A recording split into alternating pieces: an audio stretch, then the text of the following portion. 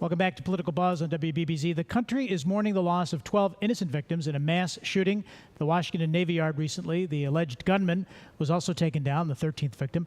A man described as having mental health issues and who was involved in a 2007 shooting incident, allegedly, where he claimed a blackout, and another situation in Seattle. Our question for Carl and Steve: did the Navy fail in processing this individual with what appeared to be a violent past and certainly some mental health issues? I think Charles Krauthammer yesterday, and O'Reilly said it best. He's a psychologist or psychiatrist, and he said that, you know, from the perspective of what did we know, what did the country know, was there a failure in our research on on secret clearances and whatever. We didn't know that he had been charged with crimes. In one case, the prosecutor lost his paperwork. In the other case, they decided against prosecution. So there was no record, okay, of that.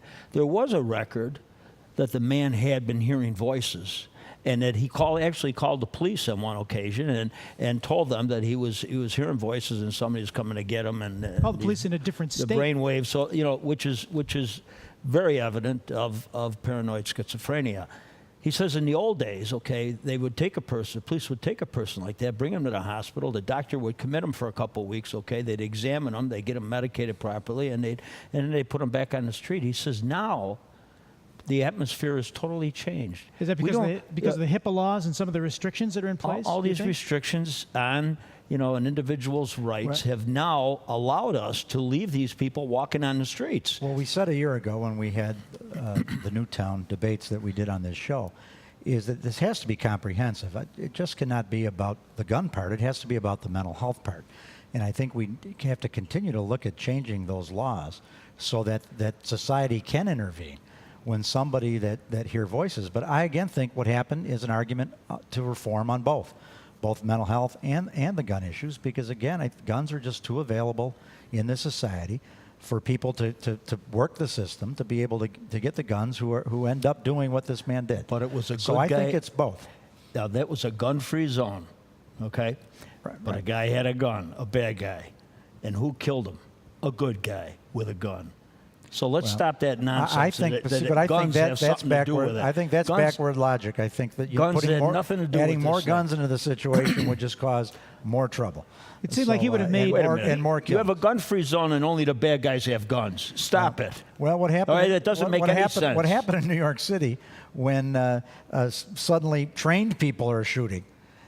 When that guy ran out of the Empire State Building and all innocent people got hit. I think if we would have introduced more guns into that, take the guns away from the police, if we would have had more, no, I didn't say take guns away from the police. Take them away from the police. What I'm That's what you saying just is said. We have a society that guns are too available. We have more guns than anywhere in the world. We have more people shot by guns than anywhere in the world. Every sane adult should have a weapon to defend them and their family from the nonsense that goes on in this country. That's Archie Bunker. Archie Bunker said, you know, let's stop hijacking, let's arm every passenger. That's the theory that you've got a right to protect yourself, and God hopes that you never have to worry about something like that. If you put more guns into that situation, you'd have more deaths.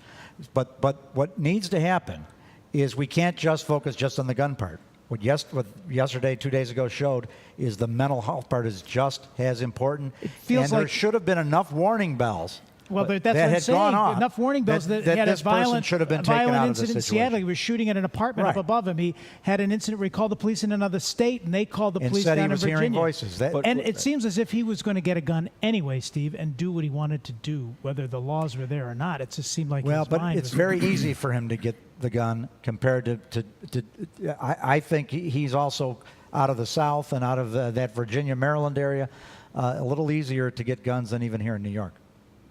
Well, it was a terrible tragedy, no question, and it will continue the debate on gun control and the mental health issue. And, you know, it is a very tragic situation that had to bring that back to light. Guns don't kill. People kill. And I think Krauthammer said, this focus, this dissection of whether it be Connecticut or Washington, D.C., this dissection of these issues on TV only put more nonsense into people's heads. Well, so that when they do become delusional, okay, they then want to be that that they want themselves to have a legacy and People whatever. kill, but if they don't have the availability of those weapons, they won't kill as many. Just like the same week Newtown happened, someone in China attacked a school, went into a school with a knife. No one was killed, a couple injuries. So I agree that the guns don't kill, the people kill, but the availability of especially the type of weapons that we have, that there's the assault ban would go after, more people will kill when those people, more people will die when those people There's get those guns. 325 million people in this country, okay?